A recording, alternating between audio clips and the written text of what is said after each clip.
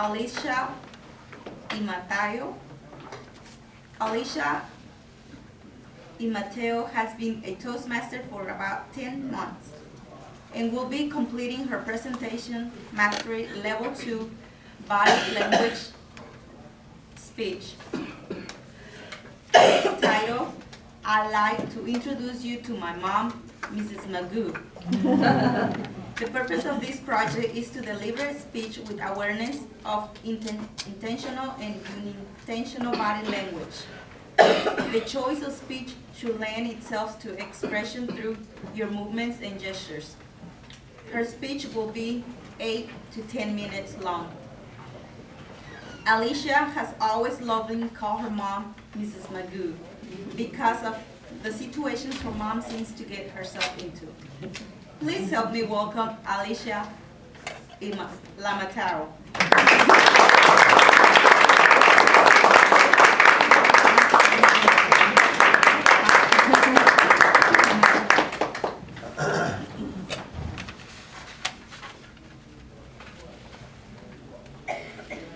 My mom's real name is Alicia Iammatteo.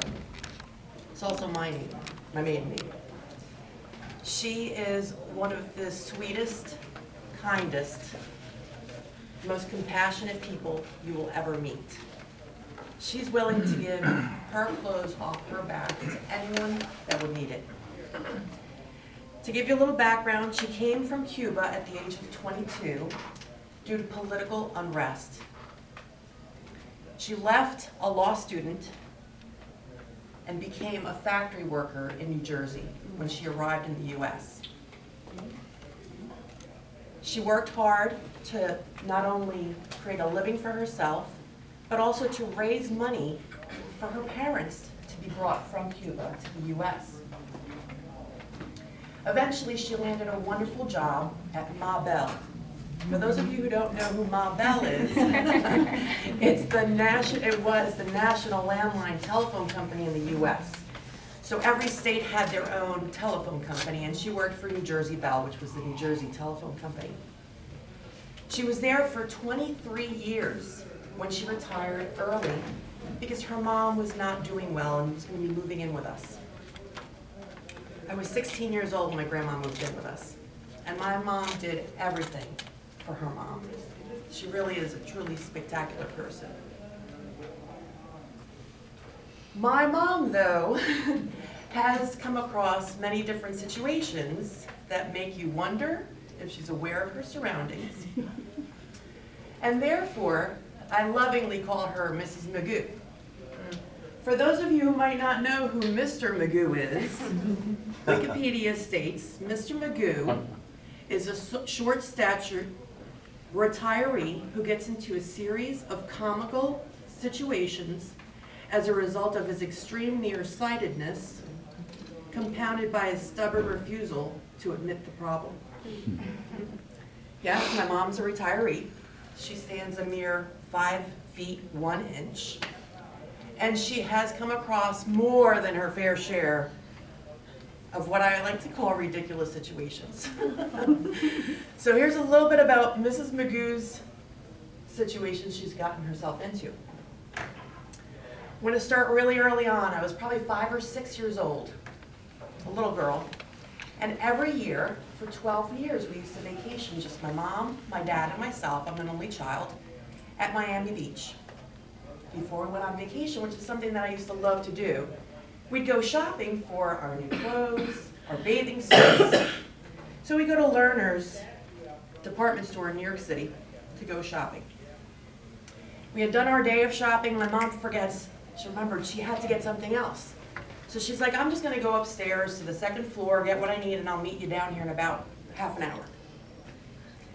So my dad grabs my hand. We turn around and start walking one way. She walks the other towards the escalators. And within seconds, we hear, oh my gosh, this is broken. What's going on? Really loud.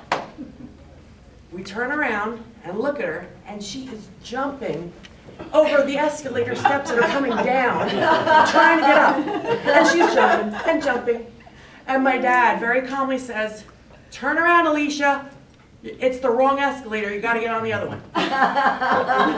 She gets off the escalator, diverts disaster, she gets back on. So yes, Mrs. Magoo strikes again. We'll fast forward a little bit further on, and I'm in elementary school. And my mom, like I said, worked 23 years at Ma Bell, so I had a lot of friends who had stay-at-home moms. They would come and be the lunch mom or the safety patrol during lunch and recess. And I never really had that, and I missed it. Eventually, she did end up having surgery. So she was on disability for a while, and towards the end of her disability, she was able to come and be the lunch mom. I used to love seeing her at lunchtime for the week or two that she was able to do it, and at recess. This one particular time, the bell rings at recess. It's time for us to line up, go back to school. I give her a big hug. Get online. We go inside. And within 5 minutes, over the loudspeaker, we hear Alicia Iammatteo, please come to the principal's office. I was a good girl. I never really got in trouble. So I marched myself over to the main office. I see the secretary stand up and point to me to go towards the principal's actual office. And I was like, oh my gosh, what is going on? I walk in, Principal Sister Marianne is standing right there. And I look over to her couch, because I was going to sit there to see what was going on. And there's my mom, laying down on the couch with a bag of ice on her head. What happened? What happened? Sister Marianne lets me know that as my mom was walking across the the playground to the back gate, 2 high school boys were throwing a football. And all of a sudden, it hit her in the back of the head. She drops. She's in pain. She had just had surgery maybe a month prior, so she was not feeling well. Those poor boys, from what I understand, felt so bad. They picked her up. They walked her very slowly into school and helped her. Thank God. Sister Marianne was awesome. She's like, well, since your mom really isn't feeling well, why don't you just take a half day and I'll drive both of you home. My mom didn't drive. She learned to drive at the age of 47 when my dad had a heart attack.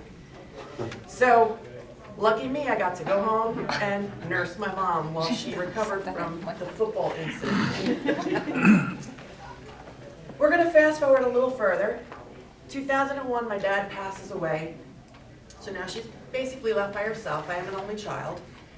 And we decided, you know, if we go away on a long weekend, my husband and I and our 2 kids at the time, we now have 3, let's go ahead and break her. So we decide one time to go to Cape May, New Jersey. We love Cape May. Cape May is actually the longest running coastal resort in the US. And it's beautiful. It's got Victorian homes. It's got the Washington Street Mall where you can walk up and down without worrying about cars.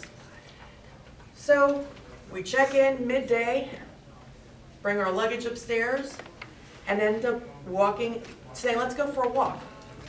So we go outside, and we're walking through the parking lot. My husband has one child by his hand, I have the other, and my mom's walking ahead of us. And as we're walking through the parking lot, I'm telling the kids, be aware of your surroundings, especially in a parking lot. You never know if a car's going to pull out, it could run you over, and you can get hurt, so just be aware of your surroundings. And as we continue walking, I go to my mom, isn't that right, Mom? You have to be aware of your surroundings, because we all know she's Mrs. Magoo. And she goes to turn around to agree with me, and she goes, oh my gosh. She literally ran into the side mirror of a parked car that nobody was in. Thank you for listening about my Mrs. Magoo.